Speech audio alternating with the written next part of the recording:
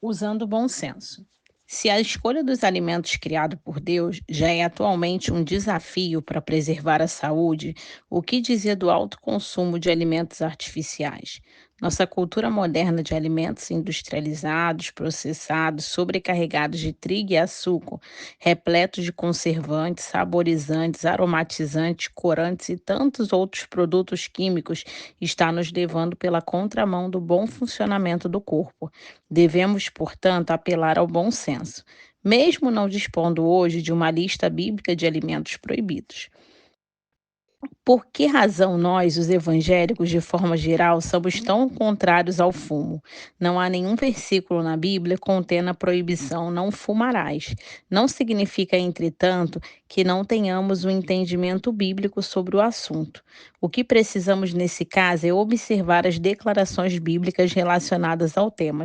Consideramos então alguns dos principais princípios. 1. O fato de ser prejudicial à saúde.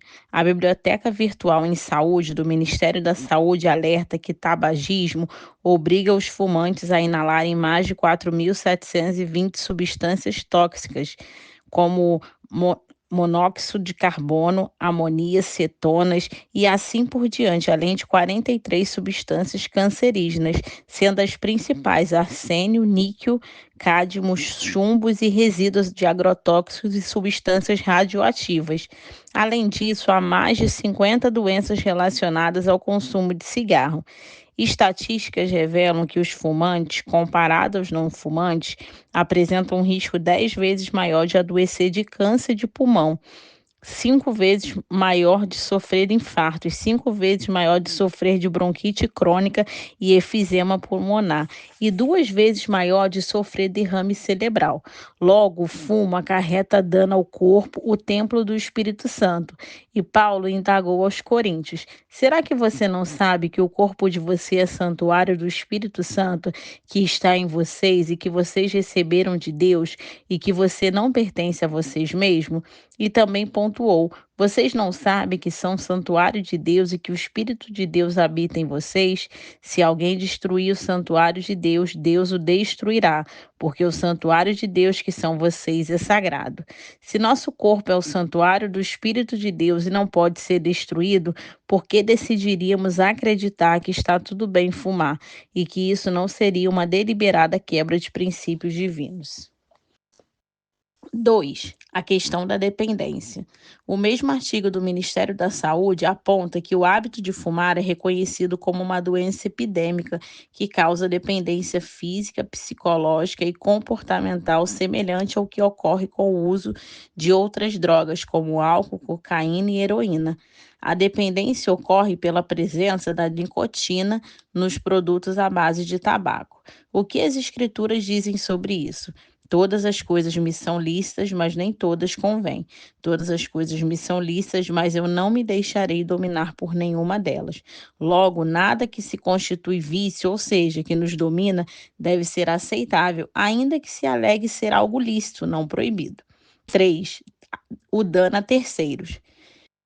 Evitamos algumas coisas não somente por serem danosas a nós mesmos, mas também por serem danosas a outros, até mesmo quando não são para nós. Assim escreve o apóstolo Paulo: se o seu irmão fica triste por causa do que você come, você já não anda segundo o amor.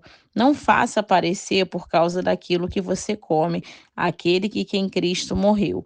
Não seja, pois, difamado aquilo que vocês consideram bom.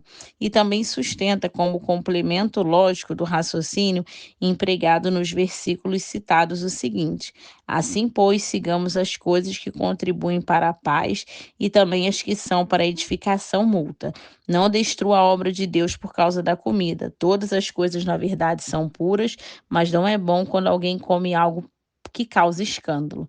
É bom não comer carne, nem beber vinho, nem fazer qualquer outra coisa que leve o irmão a tropeçar. Paulo abordou o mesmo assunto com a igreja de Corinto, enfatizando os alimentos consagrados a ídolos. Quando a comer alimentos sacrificados a ídolos, sabemos que o ídolo por si mesmo nada é no mundo e que não há senão um só Deus. Entretanto, nem todos têm esse conhecimento. Alguns, acostumados até agora com o ídolo, ainda comem desse alimento como se fossem sacrificados a ídolo e a consciência deles, por ser fraca, vem a contaminar-se. Não é a comida que nos torna agradáveis a Deus, pois nada perderemos se não comermos e nada ganharemos se comermos. O apóstolo pontuou que a comida sacrificada a ídolos não é em si mesmo condenável, mas lembrou que em alguns casos, como para os fracos na fé, ela pode ser vista como tal. E então, focado na lei do amor, que evita promover o dano a terceiro, mesmo que não estejamos fazendo dano a nós mesmos, adverte. Mas tenham cuidado para que essa liberdade de vocês não venha, de algum modo, a ser tropeço para os fracos. Porque se alguém enxergar você que tem conhecimento sentado à mesa no templo de um ídolo, será que a consciência do que é fraco não vai ser induzida a participar das comidas sacrificadas a ídolos? E assim, por causa do conhecimento que você tem, perde-se o irmão fraco pelo qual Cristo morreu. E deste modo, pecando contra os irmãos, ferindo a consciência fraca que eles têm, é contra Cristo que vocês estão pecando. E por isso, se a comida serve de escândalo ao meu irmão, nunca mais comerei carne para que não venha escandalizá-lo. O fumo oferece dano a terceiros? Sim, de duas formas, além de mau testemunho, prejudicial a quem toma ciência de um cristão preso ao vício de cigarro. Ainda temos o chamamos fumo passivo. O já citado artigo sobre tabagismo do Ministério da Saúde assevera: ao respirar a fumaça do cigarro, os não fumantes correm o risco de ter as mesmas doenças que o fumante. As crianças, especialmente as mais novas, são as mais prejudicadas, já que respiram mais rapidamente. Em crianças que vivem com fumantes em casa, cerca da metade das crianças do mundo, há um aumento de incidência de pneumonia, bronquite, agravamento na asma, além de a maior probabilidade de desenvolvimento de doença cardiovascular na idade adulta. O bom senso e, sobretudo, a coerência bíblica nos levam, portanto, a não apenas evitar, como também combater essa prática nociva à saúde. Igualmente, devemos usar o bom senso e a coerência na seletividade de nossos alimentos, na determinação das qualidades ingeridas e no respeito às pausas necessárias, que dão descanso não somente ao estômago e intestino, mas também à produção hormonal. Portanto, mesmo sem uma relação bíblica de restrições alimentares, podemos citar nossa própria lista de restrições autoimpostas. Ela deve focar o quanto, o quando e o que comemos. Quando comer? Quando devemos comer? Obviamente, salvo exceções, como a prática do jejum, a alimentação, assim como o sono, é um evento diário. Tiago escreveu: se um irmão ou uma irmã estiverem com falta de roupa e necessitando de alimento diário, quantas refeições diárias, porém, seria correto fazer? Que intervalos devem ser respeitados entre os períodos de alimentação? O fato é que a palavra de Deus não estabelece horários de alimentação, embora nos deixe registro de como as pessoas cujas histórias estão registradas no livro sagrado comiam. E nesses registros encontramos três refeições principais: o de jejum, o almoço e a ceia, né, que é o jantar. Encontramos, aliás, exemplos de Jesus fazendo cada uma dessas três refeições, de jejum. A Bíblia registra pessoas comendo logo ao amanhecer. Um desses exemplos envolve Cristo e seus discípulos. Ao romper um dia, Jesus estava na praia, mas os discípulos não reconheceram que era ele. Jesus lhe perguntou: Filho, será que vocês têm aí alguma coisa para comer? Eles responderam: Não. Outro exemplo é o de um levita que morava na região montanhosa de Efraim e foi visitar seu sogro em Belém de Judá. No quarto dia, madrugaram e se levantaram para partir, mas o pai da moça disse ao seu genro: comam alguma coisa para que você ter mais força para a viagem. Depois disso, vocês podem ir embora. Almoço. Além do café da manhã, temos registrados de gente almoçando, ou seja, comendo no meio do dia. Quando José viu que Benjamim estava com ele, disse ao administrador de sua casa: leve este homem para casa, mate um animal e prepare tudo, pois esses homens comerão comigo ao meio-dia. Isso está lá em Gênesis 43:16. Outro exemplo envolve novamente o Senhor Jesus. Ali ficava o poço de Jacó. Cansado da viagem, Jesus sentou-se junto ao poço. Era por volta do meio-dia. Nisso veio a mulher samaritana tirar água e disse-lhe: Dê-me um pouco de água, pois os seus discípulos tinham ido à cidade comprar alimentos. Enquanto isso, os discípulos pediam a Jesus, dizendo: Mestre, coma. Isso está lá em João 4, do 6 ao 8. Ceia. Quando Jesus, depois de ressuscitado, aparece a dois discípulos no caminho de Emaús, ele, ao hospedá-lo ao fim do dia, lhe ofereceram comida. Quando se aproximaram da aldeia para onde ia, ele fez menção de passar adiante, mas eles os convenceram a ficar, dizendo: Fique conosco, porque é tarde e o dia já está chegando ao fim. E entrou para ficar com eles, e aconteceu que, quando estavam à mesa, ele pegou o pão e o abençoou. Depois partiu o pão e deu a eles. Lucas 24, 28, que vai dizer esse texto. Um detalhe importante é que a refeição não se deu tarde da noite, e sim no fim do dia, e parece ter sido o que classificaríamos de um lanche mais leve. Outro exemplo envolve Isaac e diz respeito a um banquete, ou seja, a refeição não teria necessariamente sido leve. Vamos ler Gênesis 26, 30, 31. Então Isaac lhe deu um banquete, comeram e beberam. Levantando-se de madrugada, juraram da parte a parte. Isaac os despediu e eles foram em paz. Honestamente, o texto não pontua com toda a clareza o horário da refeição. Fala do banquete e depois dos hóspedes se levantando de madrugada para ir embora. Portanto, presumimos que comeram à noite, até pela natureza da refeição festiva, fazendo depois do pôr do sol, evitava-se o calor do dia e preservava-se o horário do trabalho. Não significa, contudo, que tenhamos de comer as três principais refeições a que eles devam ser feitas no mesmo horário, mas a verdade é que elas são predominantes no mundo todo e estão presentes em toda a história da humanidade, desde a antiguidade até os dias atuais. Um conselho a ser dado acerca do jantar ou ceia é que deve ser uma refeição leve e consumindo um bom tempo antes da hora de dormir. Joseph Mercola, em sua obra Combustível para a Saúde, comenta sobre a última refeição diária. Muitos também consomem a maior parte de suas calorias diárias tarde da noite, que é exatamente quando seu corpo precisa de menor quantidade de energia, como calorias da alimentação. Por isso, eu recomendo que você evite comer por pelo menos 3 horas antes de dormir. E isso inclui todo mundo, não importa o tipo de dieta que você siga ou não. Esse acesso contínuo à comida impede o seu corpo de passar pelos processos de reparo e rejuvenescimento que ocorrem durante o jejum. Até recentemente, muitos profissionais da área da nutrição advogam a importância de se comer de 3 em 3 horas. Há grandes controvérsias sobre essa questão. Essa recomendação se apoia em diversos motivos, entre eles o equilíbrio metabólico. A ideia era manter o metabolismo sem muitas variações e o controle da quantidade de alimentos, uma vez que quem come mais vezes ao dia tende supostamente a ingerir quantidades menores em cada uma dessas diversas refeições pela ausência da fome. Essa teoria, porém, quando se leva em conta todo o organismo humano e o funcionamento dos processos digestivo, esbarra em algumas incoerências. O ser humano, ao longo da história, nunca dispôs de abundância total de alimentos, nem da facilidade do acesso a eles. As pessoas não dispunham da condição de manter esses intervalos de alimentação e, portanto, não creio que Deus tenha criado o corpo humano como uma necessidade que, na maior parte da história, não teria sido atendida.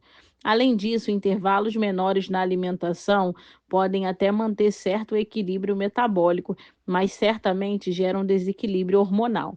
E hormônios, como a insulina, por exemplo, perguntam os médicos nutrólogos. A resposta é que, sem intervalos maiores entre as refeições, a insulina se mantém alta, o que não é bom. Insulina constantemente alta significa que o corpo responderá com resistência insulínica e vários problemas de saúde se instalarão. Gerson Fung, autor esclarecedor do livro Código da Obesidade, explica detalhadamente a questão do equilíbrio da insulina. A insulina é um regulador-chave do metabolismo energético e é um dos hormônios fundamentais que promovem a acumulação e o organismo de gordura. A insulina facilita a absorção de glicose nas células para a obtenção de energia. Sem insulina suficiente, a glicose se acumula na corrente sanguínea. A diabetes tipo 1 resulta na destruição autoimune no pâncreas, na célula produtora de insulina, o que consequentemente baixa sensivelmente os níveis de insulina. Quando comemos os carboidratos ingeridos, causa um aumento da glicose disponível e uma quantidade maior do que necessária.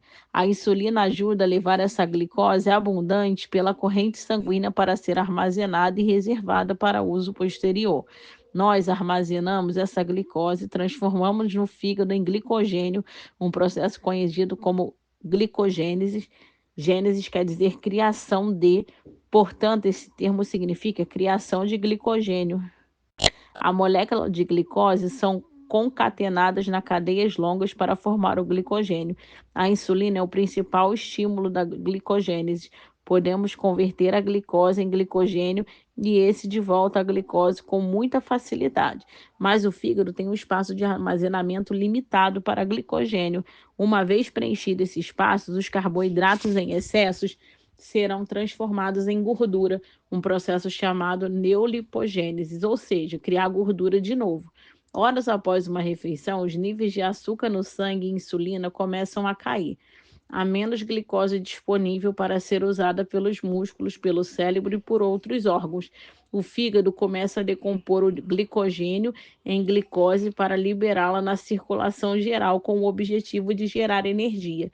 O processo reverso de armazenamento de glicogênio. Em geral, isso acontece de madrugada, se assumirmos que você não come nesse horário. O glicogênio é liberado com facilidade, mas seu suprimento é limitado.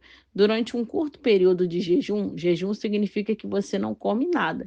Seu corpo possui glicogênio disponível em quantidades suficientes para operar. Durante um jejum prolongado, seu corpo pode criar nova glicose a partir de suas reservas de gordura, um processo chamado niclogeólise, criação de novos açúcares. A gordura é queimada para liberar energia, a qual é então enviada para seu corpo, o processo reverso de armazenamento de gordura. A insulina é um hormônio de armazenagem e a ampla ingestão de alimentos leva à liberação de insulina. A insulina, em seguida, ativa o armazenamento de açúcar e gordura. Quando há ingestão de alimentos, os níveis de insulina caem e a queima de açúcar e gordura é ativada. Esse processo acontece todos os dias. Normalmente, esse sistema bem projetado e equilibrado mantém-se sob controle. Nós comemos, a insulina aumenta, então nós armazenamos energia em forma de glicogênio e gordura. Nós ficamos sem comer, a insulina baixa e usamos nossa energia armazenada. Enquanto nosso período de alimentação e jejum estiver em equilíbrio, esse sistema também se manterá equilibrado. No caso de tomarmos o café da manhã às 7 horas e terminarmos de jantar às 19, as 12 horas de alimentação equilibram as 12 de jejum. O que esse entendimento tem a ver com os intervalos entre as refeições? A verdade é que, cientificamente falando, não precisamos comer mais do que 3 refeições, e que os períodos de jejum entre a última refeição de um dia e a próxima do dia seguinte deveriam respeitar um intervalo de mínimo de 12 horas, evitar beliscar entre as refeições. Além da questão insulínica já explicada, reduzir refeições pode significar também redução de caloria. Uma conta interessante que devemos fazer é a soma desses lanchinhos ao longo do ano. Karl Darzi e Mari, no livro Comece Hoje a Perder Peso, questionaram: você sabia que as 300 calorias acrescentadas diariamente pelo lanche aumentarão seu consumo energético em aproximadamente 110 mil calorias em um ano? Isso é uma quantidade enorme de sobrepeso provocado por um pequeno e inofensivo lanche. Adotei isso como um padrão alimentar há um ano. Raramente como menos de 12 horas de intervalo de um dia para o outro. Muitas vezes estendo o chamado jejum intermitente. Falarei mais sobre isso no próximo capítulo. para o período de 16 a 18 horas, deixando apenas de 6 a 8 horas para comer. Isso se tornou um hábito quando deixei de tomar o café da manhã e concentrei as refeições no almoço, um bom almoço de preferência e um lanche mais leve ao anoitecer. O Dr. Mercola afirma que esse acesso contínuo à comida impede seu corpo de passar pelo processo de reparo e rejuvenescimento que ocorrem durante o jejum. Evidentemente, estou apresentando algo que merece ser classificado como conselho e não como doutrina. Alguns preferem evitar comer sempre que não sente fome, mas a dificuldade com isso tem a ver com a rotina necessária ao corpo. Quanto comer? Quanto devemos comer? O alimento é apresentado nas Escrituras como fonte de sustento. Tendo sustento e como que nos vestir, estamos contentes. No capítulo anterior, contudo, vimos que a comida não é somente fonte de sustento, mas também de prazer. O problema se dá quando tratamos a alimentação como se fosse tão somente fonte de prazer. A verdade é que não é necessário promover festas e celebrações diárias. Sem mudar essa mentalidade, teremos problemas com a maneira de nos alimentar. Recordo-me da época em que ainda lutava com a obesidade e pedi um conselho a um amigo, o pastor Francisco, que exerceu grande influência com a minha vida e hoje já se encontra com o Senhor. Na ocasião em que conversamos, ele não havia experimentado quase nenhuma alteração de peso nas últimas 4 décadas. Perguntei-lhes como conseguia aquela façanha. A resposta dada é que tinha tudo a ver com a mentalidade, o conceito que temos sobre alimentação, e disparou: eu não vivo para comer, eu como para viver. Acho que isso resume a perspectiva que precisamos desenvolver e sustentar acerca da comida. O ideal, salvo de exceções de ocasiões festivas, é comer somente aquilo de que precisamos para a manutenção do corpo, tanto de nutrientes quanto de energia. A mesma Bíblia que apresenta a comida como fonte de prazer e não apenas de sustento, mostra a sabedoria de quem aprende a manter a perspectiva de prazer sobre controle. Feliz é você, ó terra, cujo rei é filho de nobres e cujo príncipe se senta à mesa a seu tempo para refazer as forças e não para se embriagar. Nem toda refeição deveria ser tratada como festiva. O foco deve ser o sustento do corpo. Coma alguma coisa para você ter mais força para a viagem. Uma boa nutrição nos fornece a energia necessária para nossas atividades e preserva a saúde. Comer em excesso é prejudicial. É possível que atualmente tenhamos mais gente morrendo no mundo por excesso de alimentos do que pela falta dele. Uma boa forma de avaliar se o quanto comemos e até mesmo o que comemos está correto é se fazemos para saciar a fome ou se levantamos da mesa empanturrados. Muita gente come por questões emocionais, buscando conforto e prazer nos alimentos. Nosso objetivo deveria ser saciar a fome, o que é sinal do corpo da necessidade de comer. Observe alguns exemplos bíblicos. Vamos ler Marcos 11, do 12 ao 13. No dia seguinte, quando saíram da Betânia, Jesus teve fome e, vendo de longe uma figueira com folhas, foi ver se nela acharia alguma coisa. Aproximando-se dela, nada achou a não ser folhas, porque não era tempo de figos. O que levou Jesus a procurar figos? A Bíblia pontua que o motivo foi a fome e nada além disso. A alimentação deve ser, via de regra, orientada ao sustento, à nutrição que provê as necessidades do corpo, salvo exceção, como eventuais ocasiões de celebração. Vamos ler Atos 10, do 9 ao 10. No dia seguinte, enquanto eles viajavam, já estavam perto da cidade de Jope. Pedro subiu ao terraço por volta do meio-dia a fim de orar. Estando com fome, quis comer, mas enquanto lhe preparavam a comida, sobreveio-lhe uma êxtase. A Bíblia poderia apenas ter relatado que Pedro, enquanto orava, teve uma experiência sobrenatural, uma visão, mas acrescentou o detalhe: estando com fome, quis comer. Qual o propósito desse registro? Paulo assegurou, escrevendo aos crentes de Roma, que tudo que no passado foi escrito para o nosso ensino foi escrito. Vale ressaltar que, quando discutimos o quanto comemos, isso deve ser avaliado pelas necessidades diárias de nosso corpo, não se limita ao tamanho da refeição. Joseph Mercola, estimulando a prática do jejum intermitente, afirma: Em vez de ajustar a quantidade de alimentos, como acontece na restrição calórica de longo prazo, você só precisa modificar quando come, e, claro, escolher os alimentos com inteligência. Demonstrou-se que apenas o ciclo entre período de alimentação e jejum em um cronograma diário, semanal ou mensal proporciona muito dos mesmos benefícios da restrição calórica.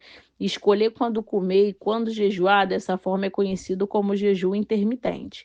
Como observa o meu colega e defensor do jejum, o Dr. Dan Pompa, não coma uma menor quantidade, coma menos vezes. Além de avaliar se estamos comendo mais do que o necessário pelo estado do nosso estômago quando levantamos da mesa, também devemos levar em conta a questão do peso. Quilos excedentes são indicativo, ainda que haja outras questões de saúde envolvidas, de que necessitamos de mudança em nossa alimentação, seja a quantidade ou a qualidade dos alimentos que ingerimos. Aliás, o que comer é o próximo assunto. Quais alimentos evitar? Os alimentos devem ser divididos em pelo menos 2 grupos básicos, saudáveis e não saudáveis.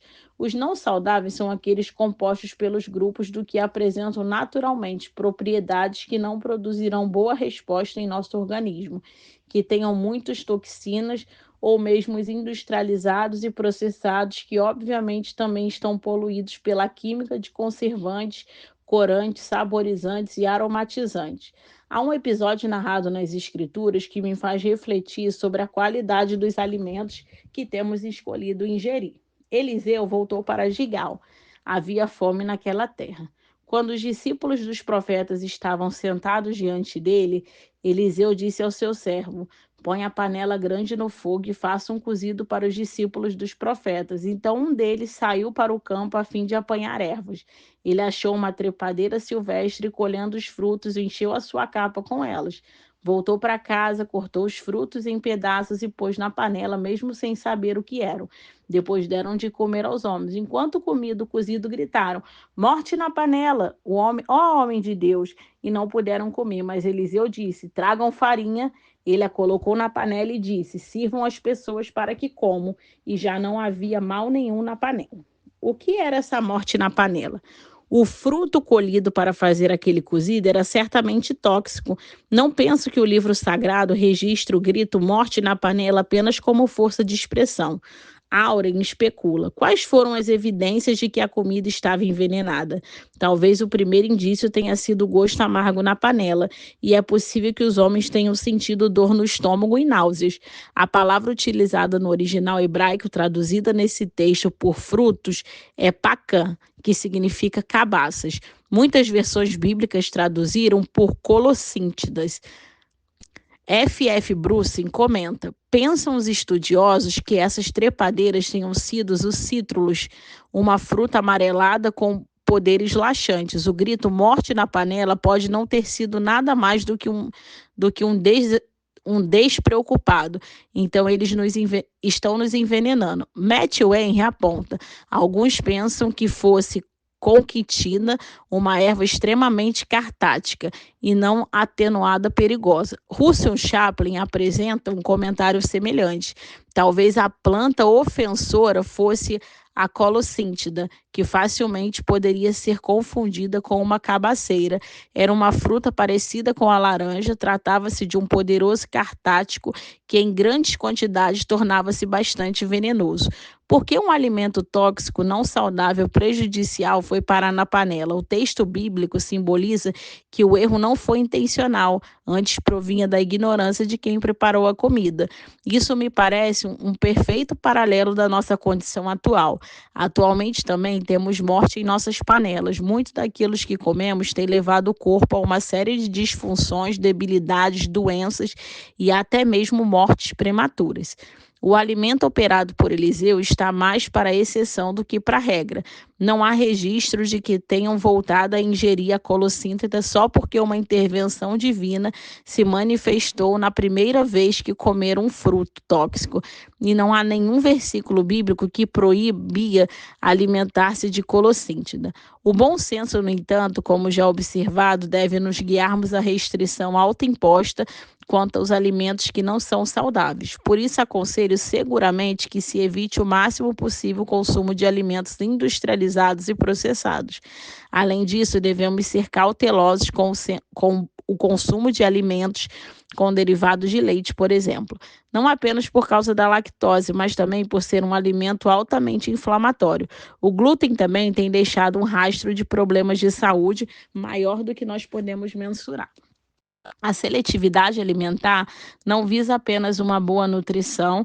Nosso intestino, que é diretamente impactado pelo que comemos, também é responsável por boa parte da produção hormonal e regula a humanidade. Conforme observa o Dr. Elion Pova, é impressionante que o intestino responda por 80% do nosso potencial imune e todos